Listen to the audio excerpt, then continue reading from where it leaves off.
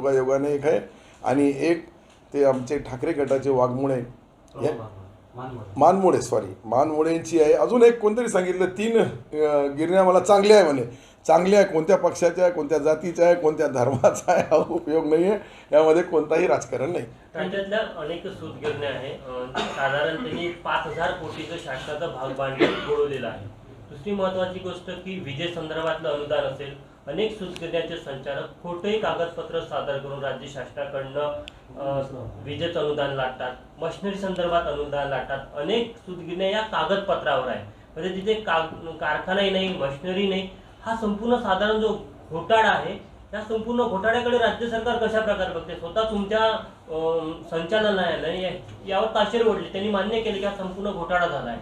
नाही, कसं आहे, एखादा काम करताना कधी कापसाची अडचण येते, कधी कापूस खरेदीची अडचण येते, कधी तो कारखाना चालू करण्यामध्ये कामगारांची अडीअडचणी असतात, परंतु कागदावरचा कारखाना असा कधीही असत नाही.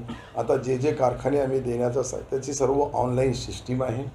त्याला सर्व दाखवावं लागतं. 50% पैसा बँकेकडून घेतात, 50% पैसा 45% सरकार शेअर देतो आणि 5% शेतकरी बांधवांचा.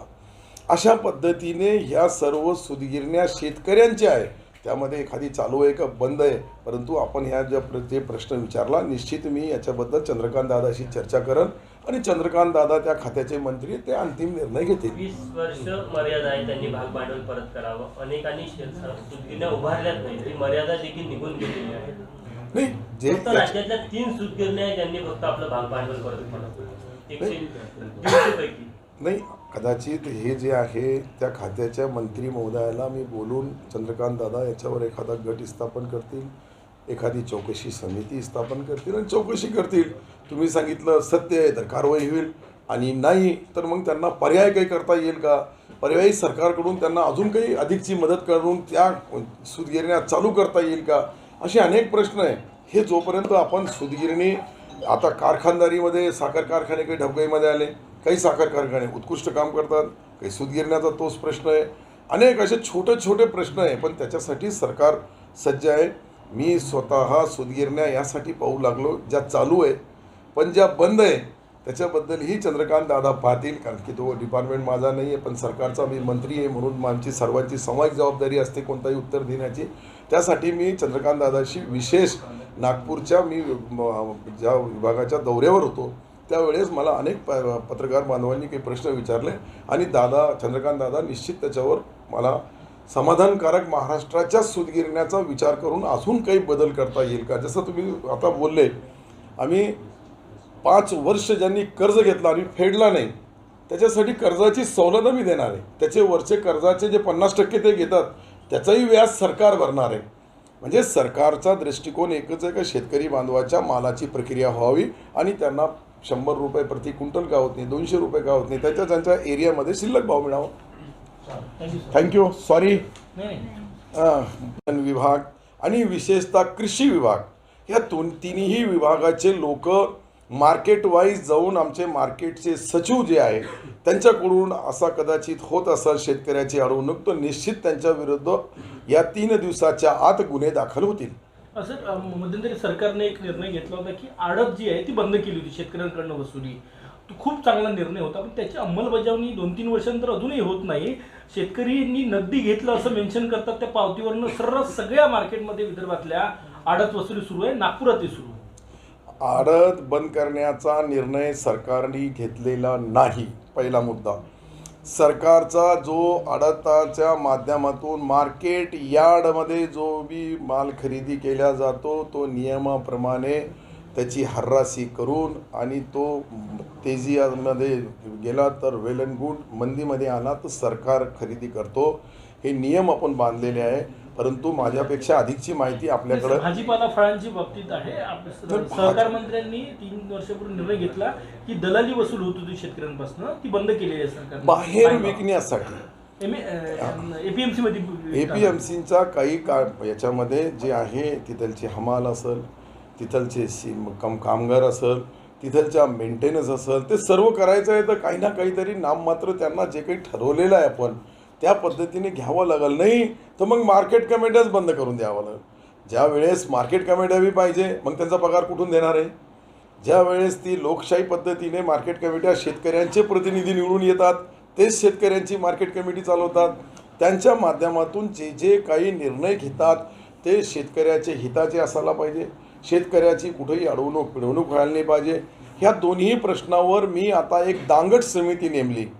ही दांगट समिती आता येणाऱ्या 45 दिवसामध्ये मला अहवाल देणार आहे का मार्केट कमिट्यामध्ये शेतकऱ्याची कुठं अडवणूक होते, बाहेर जो ओपनमध्ये माल विकला जातो त्याला कोणताही टॅक्स नाही, मार्केट कमिटीमध्ये जे विकला जातो त्याला टॅक्स लागतो. ह्या दोघांमधला प्रायव्हेट मार्केट कमिटी हा कन्सेप्ट ठेवायचा का बंद करायचा, थेट परवाने जे दिलेले आहे ते ठेवायचे का बंद करायचे, मार्केट कमिट्या चालू ठेवायच्या का त्या बंद करायच्या, मार्केट कमिटीमध्ये लागणारे टॅक्स कमी जास्त होऊ नये यासाठी तंतोतंत अभ्यास केला जाईल. विशेष तज्ज्ञ त्यामध्ये अनेक वर्ष ज्यांनी या कृषी विभागापासून पणन विभागामध्ये काम केलेले अधिकारी, शेतकऱ्याचे प्रतिनिधी, व्यापारी आणि विशेषतः थेट मार्केट कमिटीच्या या आपल्या पणनच्या खरेदी करणारे त्यांचा एक रिप्रेझेंटेटिव्ह आणि प्रायव्हेट मार्केट कमिटीचा आपल्या सरकारची सर्व यंत्रणा अशी 11 लोक त्याच्यावर अभ्यास करू लागले. आतापर्यंत त्यांनी 13 जिल्हे केले. उर्वरित जिल्हे ते नागपूरला बी येतील.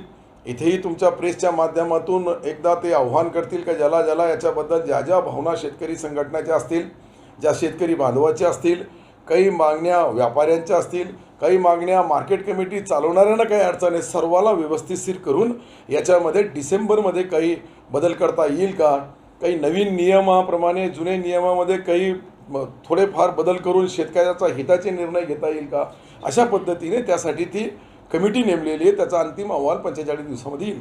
एक शेवटचा प्रश्न असा आहे, विदर्भातले जे मुख्य पीक आहे म्हणजे विदर्भ मराठवाड्यातले सोयाबीन, कापूस, संत्रा याच्याकडे काही फारसं लक्ष दिलं जात नाही सरकारच्या वतीनं, असा आरोप केला जातोय. मुळात विरोधी पक्ष याच्याकडे काही फार गंभीर नाही या पिकांकडे. साखर, ऊस उत्पादक, कांदा उत्पादक या दोनच्या पलीकडे तिसरं काही फार लक्ष दिलं जात नाही.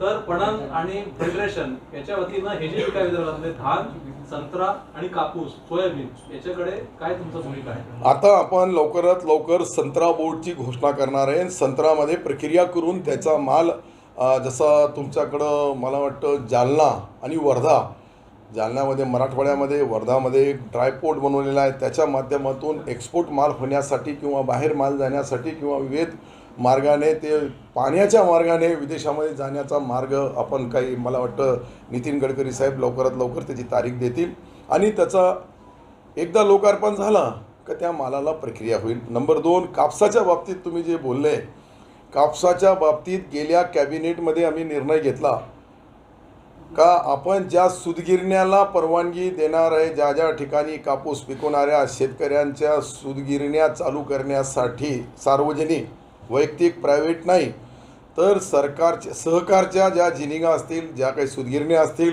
त्यांना बँकेकडून घेतलेला कर्ज, या कर्जावरचा व्याज सरकार देणार आहे. म्हणजे शेतकऱ्याला आपोआप काही ना काहीतरी त्याच्यामधून भाव वाढ मिळेल, त्यांचा माल त्यांच्या एरियामध्ये प्रक्रिया केली जाईल आणि तो बाहेर कसा एक्सपोर्ट होईल. म्हणजे मार्केटिंग, सूतगिरणीपासून सूत तयार करणं, त्याच्यानंतर त्याला कापडला रूप देणं आणि मग प्रिंट करून त्याला बाहेर नेणं. मी आज 2-3 सूतगिरण्याची मीही पाहणी करणार आहे. आज मी आलो, 2-3 सूतगिरण्या आहे, एक प्रायव्हेट आहे, 2 सहकारच्या आहे, त्या तिन्ही पाहणार आणि त्यांच्या अडीअडचणी जाणून घेणार. आणि अशा आमच्याकडे मराठवाड्यामध्ये बी कापूस आणि विदर्भामध्ये काही उत्तर महाराष्ट्राचा भाग जो आहे खानदेश, यामध्ये मोठ्या प्रमाणावर कापूस पिकवणारा शेतकरी आहे. इथून माल इचलकरंजीला जातो किंवा बारामतीला, अजून कोणत्याही जिल्ह्यामध्ये जातो, पुण्याला, सांगलीला, तिथे ते प्रक्रिया करून त्याच्यावरून 2 रुपये कमवतात. तर आपल्याकडेच तो केला तर त्याचा बेनिफिट मिळेल म्हणून आम्ही गेल्या कॅबिनेटमध्ये हा निर्णय घेतला.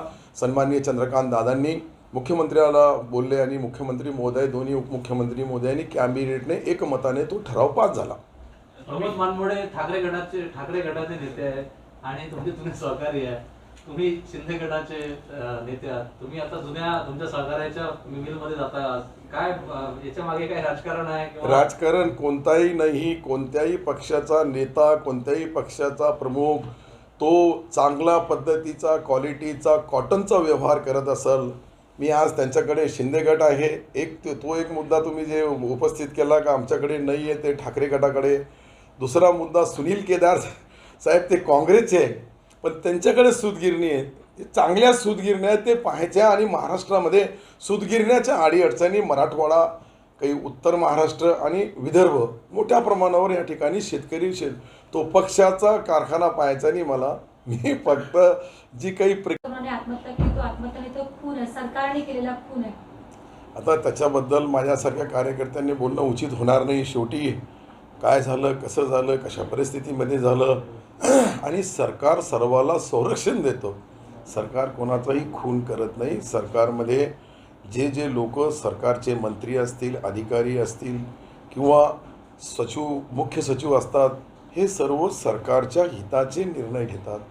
कोणालाही जीवाला काही इजा पोचू नये, एक गोळ्या इंजेक्शनपासून तर शेवटच्या टोकापर्यंत निर्णय घेणारा हा पहिला सरकार आहे. का 5 लाख एक व्यक्तीला त्यांनी विमा दिला, तर जो जीवनदान देण्याचं साठी निर्णय घेत असेल त्याच्याकडून ह्या अशा बोलणं त्यांचं बोलणं काय, मला त्याला कॉन्ट्रॅसी करायची नाही. शेवटी आमचा मोठा भाऊ जो आहे तो मराठा समाज आहे, परंतु छोटा भाऊ OBC बी आहे. त्याचंही त्यांनी लक्षात घेऊन पुढच्या निर्णयासाठी सवलत द्यावी.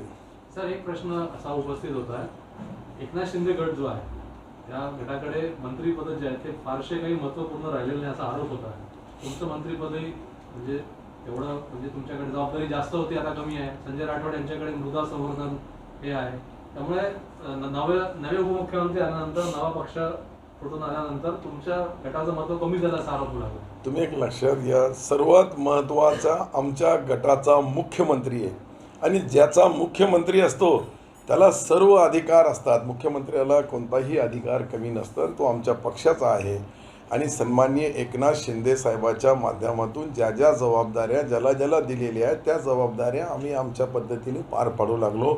मला असं वाटतं एक पद कमी आहे का जास्त आहे यापेक्षा आपल्याला जनता जनार्दनची सेवा करण्याची संधी मिळालेली आहे. मंत्रिपदाचा उपयोग कसा करून घ्यावा, कोणासाठी करून घ्यावा, सामान्यातल्या सामान्य गोरगरिबाला न्याय कसा देता येईल याच्याकडे आमचं विशेष लक्ष आहे. मला वाटतं की सन्माननीय मुख्यमंत्री महोदयांनी ज्या जबाबदाऱ्या आम्हाला दिल्या किंवा अजितदादा आल्यानंतर तुम्हाला जे वाटतं शंका तशी नाही. अजितदादाही आम्हाला सन्मानाने वागवतात. आता सन्मानाने मी ज्या वेळेस त्यांच्याकडे गेलो, माझ्या डिपार्टमेंटचे प्रश्न असतील किंवा दुसरे प्रश्न असतील त्यालाही न्याय देण्याचं काम अजितदादा करतात. मराठा समाज हाच प्रश्न आहे. मंत्रिमंडळ विस्तार आगामी काळामध्ये काही चर्चेचा दुराळा खूप वर्ष चालला, आता ते संपलंय, चर्चा होत नाही. त्यामुळे आगामी काळात जे रिकामी मंत्रिपद आहे ते काही भरले जातील अशी अपेक्षा वाटते का शिंदे गटाला? शेवटी अपेक्षा जरूर आहे, परंतु अंतिम निर्णय घेण्याचा अधिकार शेवटी आमचा मोठा भाऊ जो आहे तो दिल्लीला आहे. 2 छोटे भाऊ आम्ही सहित जे आहे ते मुंबईला राहतात. तिघांचा समन्वय करून जसं अजितदादा तुम्ही कोणाला माहीत बी नव्हतं तर शपथविधी झाली, अशी शपथविधी कधीही कोणत्याही क्षणी कोणत्याही दिवशी कोणत्याही महिन्यात होऊ शकते. माझा प्रश्न मी स्पष्ट सांगू लागलो, कारण की मी इतका वरिष्ठ नेता नाही की माझ्या बोलल्यावरून लगेच मंत्रिमंडळाचा विस्तार होईल. मी एक कार्यकर्ता आहे, पण तुमच्या भावना तुम्ही जी परिस्थिती झाली त्या परिस्थितीला वाचा फोडण्याचा तुम्ही प्रयत्न करू लागले. पण मी तुम्हाला सांगतो की शेवटी वेळेवर योग्य वेळेवर मंत्रिमंडळाचा विस्तार होईल. आमदार अपात्रतेबाबत सुनावणीबद्दल काय सांगाल, काय वाटतं? सुप्रीम कोर्टाच्या ताशेरे ओढल्यानंतर नाही, आजच 4 वाजता आता सुनावणीसाठी सन्माननीय अध्यक्ष महोदयांनी आम्हाला तारीख दिलेली आहे. आमचे वकील, आमचे त्या ठिकाणचे आमदार महोदय त्यांच्यासमोर हजर राहतील. शेवटी कोणताही निर्णय घेताना या देशामध्ये लोकशाही आहे आणि ज्या देशामध्ये लोकशाही आहे, कसाबसारख्या माणसांनी आम्हाला दिवसात गोळ्या झाडल्या तरीही त्याला 4 वर्ष एक वकील नव्हता, त्याला वकील लावून दिला. प्रत्येक देशाचा कायदा वेगळा असतो, परंतु आपल्या देशाची घटना, आपल्या देशाच्या कायद्यामध्ये लोकशाही आहे आणि लोकशाहीप्रमाणे कुणाच्याही फेवरमध्ये निर्णय द्यायचा का विरुद्ध निर्णय द्यायचा तो त्यांचा प्रश्न आहे. परंतु आमची भावना वैयक्तिक जोपर्यंत ते ऐकणार नाही तोपर्यंत त्याच्यावर अंतिम निर्णय घेणं मला वाटतं योग्य होणार नाही. याच्यावर ही सुप्रीम कोर्ट महोदयचे जज महोदय जे आम्हाला निर्णय देतील तो निर्णय आम्हाला मान्य राहील. कापसा संदर्भात एक प्रश्न आहे. कालच जाहीर केलं स्वाभिमानी शेतकरी संघटनेनं मोठं आंदोलन पुकारलं जाणार आहे आणि कापसा संदर्भात जे प्रश्न आहे MSP जो आहे कापसाचा त्या संदर्भात प्रश्न एकाधिकार जो आहे खरेदीचा त्या संदर्भात प्रश्न आहे पणन म्हणून तुम्ही काय याच्यावर सगळं उपाय नाही, आपण महत्त्वाच्या प्रश्नाला वाचा फोडली. खरं म्हणजे तुम्ही जे सांगितलं का आपल्या सरकारने जो काही त्याचा दर ठरवून दिलेला आहे त्यापेक्षा कमी कोणालाही खरेदी करता येणार नाही, पहिला प्रश्न.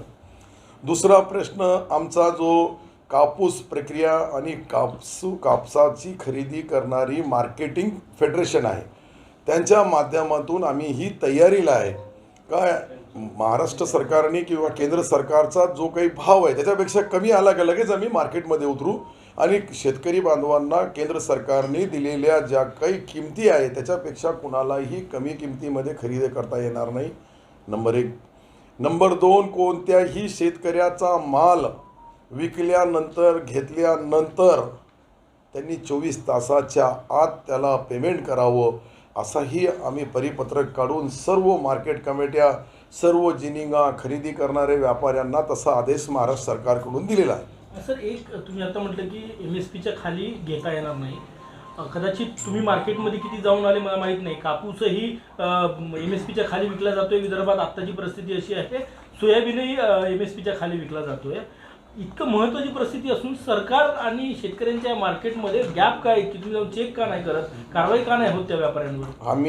मी तुम्हाला आता ही गॅरंटीने सांगतो, ज्या ज्या ठिकाणी महाराष्ट्राच्या मार्केट कमिटी, मार्केट यार्डमध्ये किंवा प्रॉपर चॅनलने किंवा थेट खरेदीमध्ये कोणीही सरकारच्या दरापेक्षा कमी दराने खरेदी केली तर त्याच्यावर कारवाई होईल, नंबर 1. कापसाचे भाव मी सिल्लोडमध्ये त्या मतदारसंघातून नेतृत्व करतो आहे. तिथं MSPच्या केंद्र सरकारच्या भावाच्या खाली माल खरेदी नाही आहे. कदाचित इकडं विदर्भामध्ये असेल तर त्यांच्या विरुद्ध आझाद जॉईंट रजिस्ट्रार, DDR, सहकार विभाग. काय सांगा? नाही, माझी तर मराठा बांधवांना एक नम्र विनंती राहील की शेवटी सरकारने, सरकारच्या प्रमुखांनी, मुख्यमंत्र्यांनी शिवरायाची शपथ घेऊन सांगितलं की मी मराठा समाजाला रिझर्वेशन देणारच, दुसरा कोणाचाही रिझर्वेशन काढून देणार नाही, परंतु नियमाच्या चौकटीमध्ये बसून मराठा समाजाचा जो रिझर्वेशन दिल्यानंतर कायद्याने टिकल यासाठी काही वेळ लागू लागला आणि तो सन्माननीय जरांगे पाटील साहेबांनी पहिले जो वेळ दिला त्यामध्ये अद्यापपर्यंत आयोगाचा अहवाल आलेला नाही. अहवाल आला नाही दिला. आम्ही तर आमच्या काही मित्रांनी अशीही चर्चा केली की सन्माननीय OBC रिझर्वेशन न काढता जरांगे पाटील साहेबांनी ज्या सूचना दिल्या त्या सूचनेची तंतोतंत अंमलबजावणी करण्यासाठी सरकार तयार आहे, पहिला मुद्दा. दुसरा मुद्दा, OBC समाजाने सांगितलं की आमच्यामध्ये त्यांना येऊ देऊ नये, हा बी एक मुद्दा आहे. आणि OBC बांधवांच्या भावना, मराठा बांधवांच्या भावना या दोघांच्या व्यवस्थिशीर लक्षात घेऊन कायद्याच्या चौकटीमध्ये बसून सन्माननीय मुख्यमंत्री महोदयांनी दसरा मेळाव्याच्या दिवशी घोषणा केली.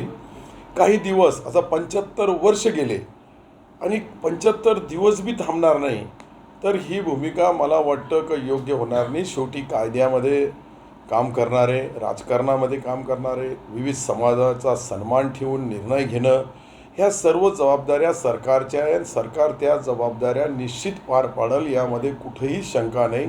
मी आपल्या माध्यमातून परत एकदा मराठा बांधवांना हात जोडून नम्र विनंती करेन की त्यांनी थोडा संयम ठेवावं. 10-5 दिवसाने किंवा 25 दिवसाने काही फार मोठा बदल होणार नाही, पण ज्यांच्यामुळं मराठा बांधव काही ठिकाणी आत्महत्यासारखी टोकाची भूमिका घेऊ लागले त्यांनाही माझी हात जोडून नम्र विनंती आहे का आत्महत्या हा याच्यावर पर्याय नाही. तुमच्या सूचना सरकार मानत नसेल तर तुम्ही सर्व काही करू शकतात. तुमच्या एक एक गोष्टीची अंमलबजावणी करण्यासाठी सरकार वचनबद्ध आहे, या शब्दात मुख्यमंत्री आदरणीय एकनाथ शिंदेसाहेब, देवेंद्रजी आणि विशेषतः अजितदादा पवार या तिघही यांची पॉझिटिव्ह मानसिकता आणि घोषणा करण्यासाठी फक्त काही वेळ द्यावा हीच त्यांना नम्र विनंती. रोहित पवारांना एका गावात थांबू दिलं नाही मराठा आंदोलकांनी, या सगळ्याच्यात त्यांना पण फटका बसला गावबंदीचा. रोहित नाही, कसं आहे की त्यांचा रोहित दादाचा प्रश्न नाही आहे, किंवा अजितदादा किंवा मुख्यमंत्री किंवा अब्दुल सत्तार किंवा अजून कोणी XYZ नेते असतील, त्या सर्व नेत्याला त्यांनी गावबंदी केली. पण गावबंदी हा पर्याय असू शकत नाही. कुठे सुख आहे, दुःख आहे, लग्न आहे, कार्य आहे, चांगल्या वाईटसाठी कुठं विविध विकासाची कामाला उद्घाटनाला जायचं आहे. काही ठिकाणी आम्ही काही पॉलिटिकल मतं मागण्याचा राजकारण केला तर त्यावेळची पॉलिटिकल भाषा तुम्ही जरूर बोलू शकतात.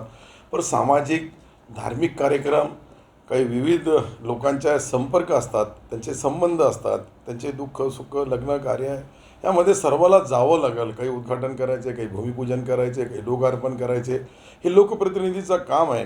माझी त्यांनाही हात जोडून नम्र विनंती आहे की अशा पद्धतीने तुम्ही ऐच्छिक ठेवा. कंपल्सरी ठेवला मग गावात कोणी दुसऱ्या पार्टीवाल्याचा सामान देऊ देणार नाही, त्याला काही मदत करायची तीही देऊ देणार नाही. अशा पद्धतीने करूनही माझी त्यांना विनंती आहे. शेवटी राजकारणामध्ये जसं त्यांना व्यक्ती स्वतंत्र आहे तसं दुसऱ्यालाही व्यक्ती स्वतंत्र आहे. सर्वांना आपापल्या या देशाच्या जे काही आमची घटना आहे त्या घटनेमध्ये जे घटनात्मक अधिकार आहे ते कोणाचे घेऊ नये. कोणावर अशा पद्धतीने बंदी घातली तर त्याचा पर्याय होऊ शकत नाही. मुख्यमंत्र्यांना आरक्षण द्यायचं आहे पण कुणीतरी खोडा घालतंय आणि ते शोधणारच असं जरांगे पाटील म्हणतात. नाही, एक लक्षात घ्या, कोणी काही बोललं तर मुख्यमंत्री महोदय सक्षम आहे. स्वतः मुख्यमंत्री मराठा समाजाचे आहे आणि ते शिवरायांच्या चरणी नतमस्तक होऊन ज्या वेळेस बोलतात ते मी माझ्यासारख्या कार्यकर्त्याला सत्य वाटतं. आणि मीही कॅबिनेटमध्ये त्यांच्या 9 मंत्रिमंडळामधला एक मंत्री आहे. 9 पक्षाचे आमचे 3 9 त्रिक 27 CMD-CF असे मिळून आम्ही जो मंत्रिमंडळ बनवलेला आहे यामध्ये कोणत्याही मंत्र्याचा वादविवाद नाही आहे. काही मंत्र्यांनी सूचना मांडल्या का OBCच्या रिझर्वेशनला धक्का न लागता मराठा बांधवांना द्या, हे सूचना आहे. आणि शेवटीच लोकशाहीमध्ये सूचना मांडण्याचा सर्वाला अधिकार आहे. अंतिम फैसला घेणारे, अंतिम निर्णय घेणारे सन्माननीय एकनाथ शिंदे साहेब आहेत आणि दोन्हीही पक्षाचे उपमुख्यमंत्री आदरणीय देवेंद्रजी आणि अजितदादा हे अंतिम निर्णय देतील. ते आम्हाला सर्वाला मान्य राहील. फक्त लॉ डिपार्टमेंटचा ओपिनियन घ्यावं लागेल. जे तुम्ही आयोग नेमला तो शिंदे आयोग, त्याचा आधार घ्यावा लागेल. सुप्रीम कोर्टाने ज्या बेसवर ते कमी जास्त करून रिजेक्ट केला आणि त्याला रिजेक्ट केल्यानंतर आता सध्या पंतप्रधान महोदय शिर्डीला येणार आहे. मला वाटतं दोन्ही उपमुख्यमंत्री आणि मुख्यमंत्री त्यांच्याशी हितगुज करणार आहे, त्यांच्याशी चर्चा करणार आहे आणि चर्चा करून देशाच्या राजकारणामध्ये वेगवेगळ्या राज्यामध्ये वेगवेगळी परिस्थिती, आपल्याकडे मराठाची आहे, त्याची आपण गुजरात पाहिलं तर पटेल समाजाची आहे, काही जाट समाजाची आहे, कुठे राजपूत समाजाची आहे, वेगवेगळ्या राज्यामध्ये वेगवेगळी परिस्थिती आहे. त्याला अधीन राहून सन्माननीय पंतप्रधान महोदय काय निर्णय घेतात हे माझ्यासारख्या कार्यकर्त्यांना बोलणं उचित होणार नाही. पण बऱ्यापैकी योग आला घडून इकडं ही परिस्थिती आणि पंतप्रधान महोदय स्वतः महाराष्ट्राच्या दौऱ्यावर येत आहे. त्यांना याची सर्व जाणीव आहे. अंतिम निर्णय मला वाटतं काही दिवसामध्ये होईल आणि कोणी काहीही खोडा घालण्याचा प्रयत्न केला तर मुख्यमंत्र्याची घोषणा जी झाली त्याचा एक एक शब्द मी पाहिलेला आहे, ऐकलेला आहे. स्वतः मी समोर बसलो होतो ज्यावेळेस ते बोलत होते, तर त्याचा मी एक साक्षी आहे आणि साक्षीदार या नात्याने मी तुम्हाला सांगतो की कोणी कितीही घोडा घातला तर मुख्यमंत्री एकनाथ शिंदे दोन्ही उपमुख्यमंत्री रिझर्वेशन देणारच. त्यांचं असंही म्हणणं आहे की ज्या मराठा तरुणाने आत्महत्या